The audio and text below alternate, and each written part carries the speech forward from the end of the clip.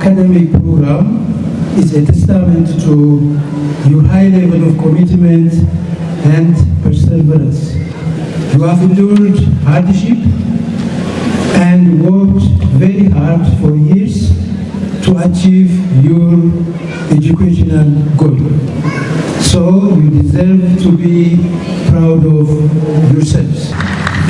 Dear graduates, you have to always remind yourselves that education is a lifelong process that requires commitment to continuous learning and improvement. Lifelong learning is very important to remain relevant and successful in the fast-changing and increasingly competitive workplace. To succeed in today's knowledge-based and technology-driven environment, you should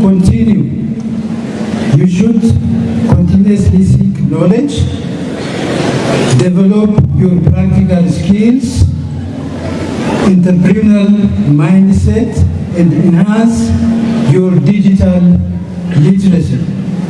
Equally important, use your ability, professional capacity, creativity, and innovation as inputs for positive change for your community, for your country, Ethiopia, and for humanity as a whole.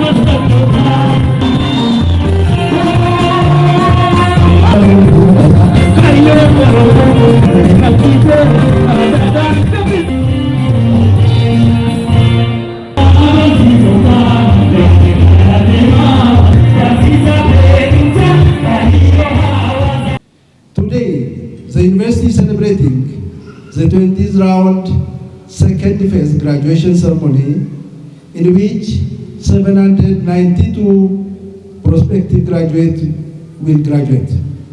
Among this, 661 are bachelor degree, 125 are master's degree graduates, and 6 PhD graduates. These graduates are from all campuses. The today ceremony is unique. It is from the 3 campuses and all units in the universities, all colleges almost, and also includes different levels from bachelor degree to PhD level. Ergama booriitiif itti gaafatamummaa dachaatu isin irratti kennamaadha kan jiru.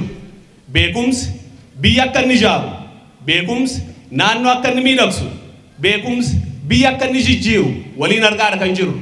Kanaaf eebbifamtooti guyyaa har'aa baga gammaddan isiniin jechaa as yeroo baatan naamusa gaariitiin akkuma amma eebbaaf geessan barnootaan karaa adda addaatiin qoramtanii bu'aa isin eebbisiisuu danda'u fiddanii sadarkaa kanaan akka geessan biyya harka bal'istee isin eeggattu waan ta'eef biyya keessan qaroominaan, jijjiiramaan, misoomaan, guddinaan, tokkummaan, miira jaallummaa sitti amma argisiistan kana qabattanii hawaasa keessan keessatti bobba'uutiin isa amma qabannee jiru badhaadhina lafaan geenyee hiyyummaa seenaa gochuutiin dhaloota jijjiirama biyyaaf fide taanee seenaa keessatti qooda akka fudhannu itti gaafatamummaa guddaan akka isinirra jiru garummaan ibsaa irra deebi'ee isinis maatiin keessanis hawaasni yuunivarsiitiis uummanni magaalaa keenyaas baga waliin gammanne congratulations isin jechuun barbaada ulfaadha.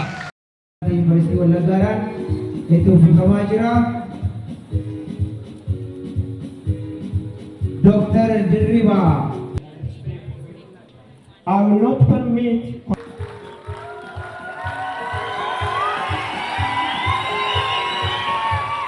Barattoota Dr. Nathan. Eebba akka Yuunvarsiitiitti eebba kennateera. Eebba kennateera. Barataa Saamu'eel. Itti fayyadamni koo yeroo kootii yeroo baay'ee akkuma barataan fayyaa laayibirariitti dabarsuudha hojiin isaa. Laayibirariitti yeroo baay'ee dubbisuudhaan akkasuma kanarra darbee tiitoriyaalii garaa garaatiin barsiisonni keenya nu gargaaruudhaan sanarraa akka nu geenyu nu taasisaniiru jechuudha. Hawaasa koo bifa walqixxummaa ta'een tajaajiluudhaafidha kanan qophaa'eeru utuu bifaanis utuu amantaadhaanis utuu immoo piroofeeshinaala kamiyyuu ta'anii siivilii ta'anii maalis ta'anii hunduma isaanii walqixxummaadhaan kabajuudhaaf tajaajiluudhaafini of qopheessee jira jechuudha.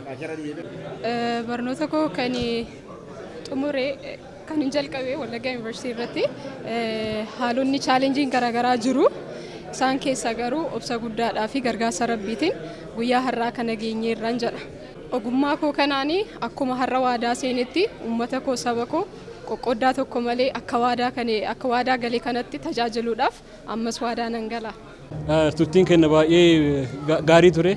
Garbuu isaaf ol ka'iinsa baay'ee ture. Chaalenjii baay'ee keessa dabarre.